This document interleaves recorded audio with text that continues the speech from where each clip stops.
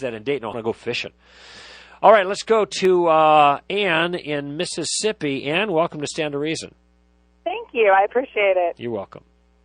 My question would be, I'm not terribly familiar with your show, and maybe this is common knowledge, but I'm curious as to how many foster children you personally are raising in your home and how many the author of this book is raising in his home. I understand your need to value human life, but do you feel any obligation to these children once they're here? Well, I'll answer the question in a straightforward fashion, to what we are doing, both Scott and I know Scott personally, so I can answer specifically for him. But then I also want to discuss, after I answer it, I want to discuss with you maybe the point behind the question, and I'm sure you'll be willing to chat about that a little bit. Absolutely. In my case, I have 2 children that I've adopted out of crisis pregnancies. All right. And Scott has about 4 of his own, so he hasn't, 4 of his own, so he hasn't adopted any. He's got his hands full.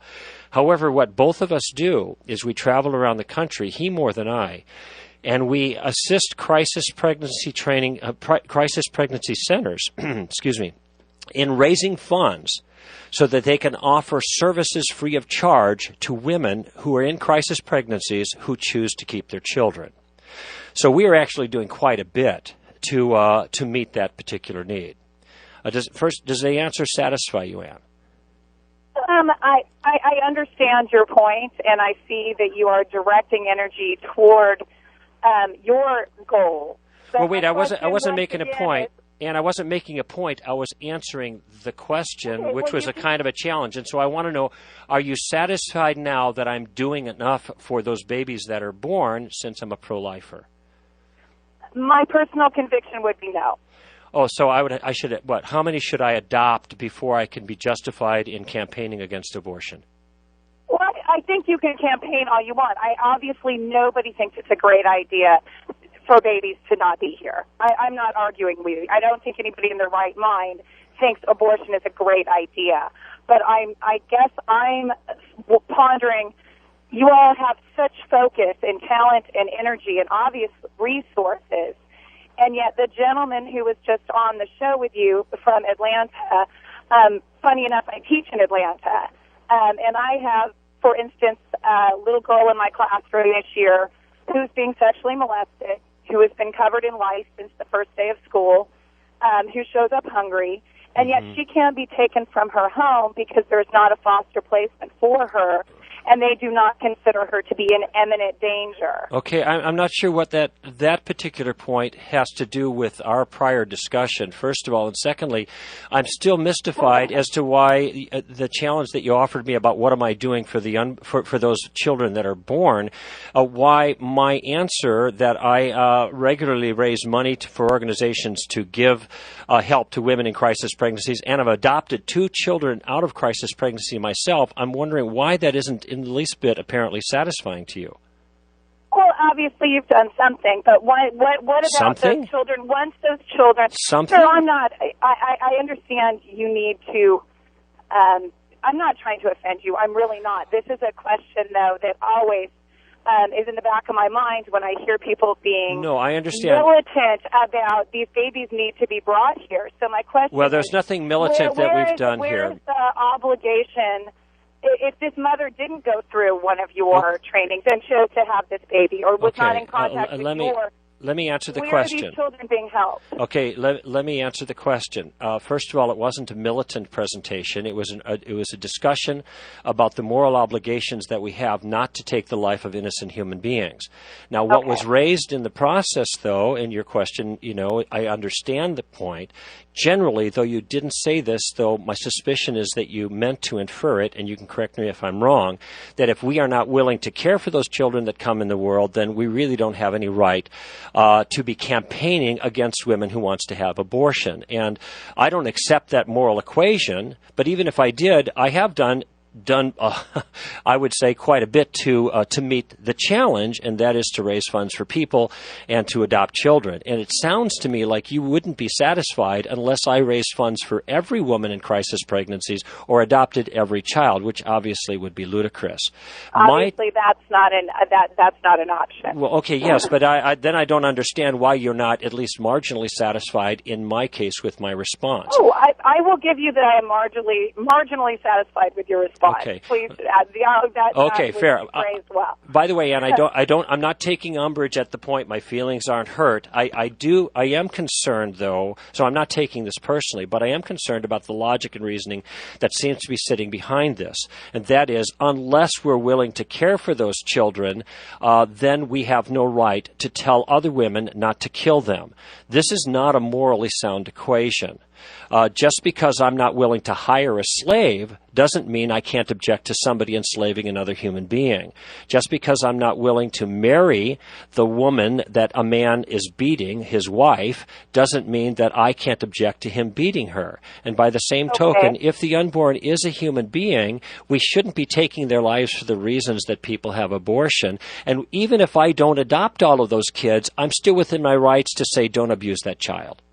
That's basically I will give my point. and that's a well-researched argument on your part, and I give you credit for that. Thank and you, it is logical. It is logical, and yet, just earlier you said these children. I believe the distinction was the children are made in the image of God, That's right. hence that is what makes it necessary, obviously, to save all of them. No, that's why we should value their lives, right? Yes, that's why we should. Thank you, because I missed your phrasing, and that was better than what I was going to say.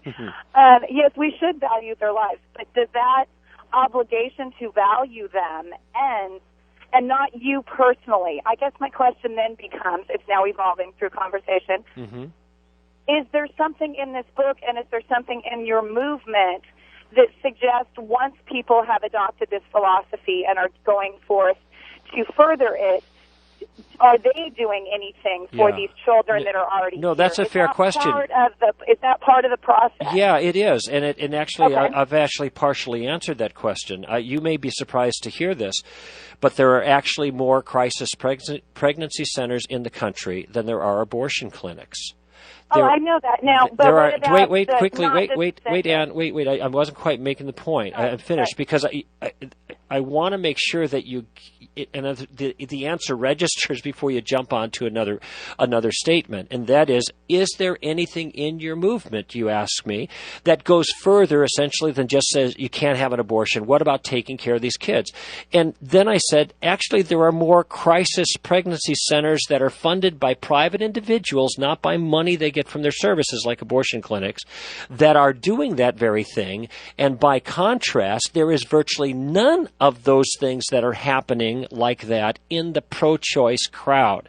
Therefore, the pro-choice crowd is not really pro-choice. It turns out to be functionally pro-abortion. So that statistic alone meets your challenge, it seems to me.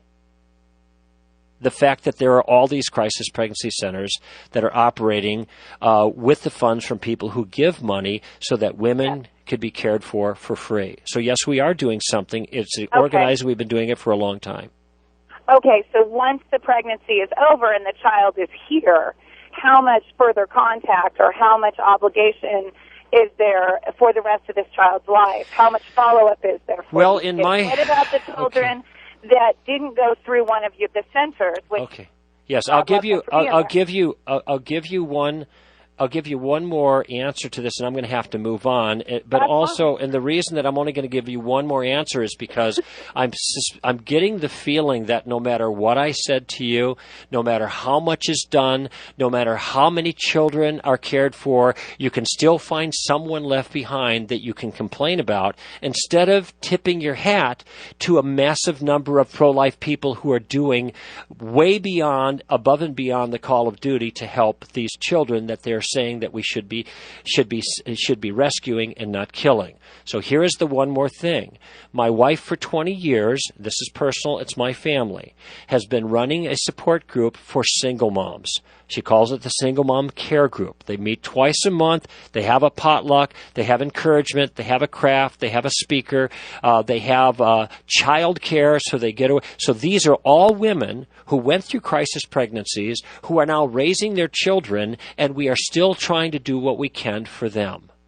Let me ask you a question just to finish up, and is this a simple Sure. yes or no would be fine. Are you satisfied yet? No. Okay. Fair enough, Ann. I'll give you the last word. Thank you so much for the call.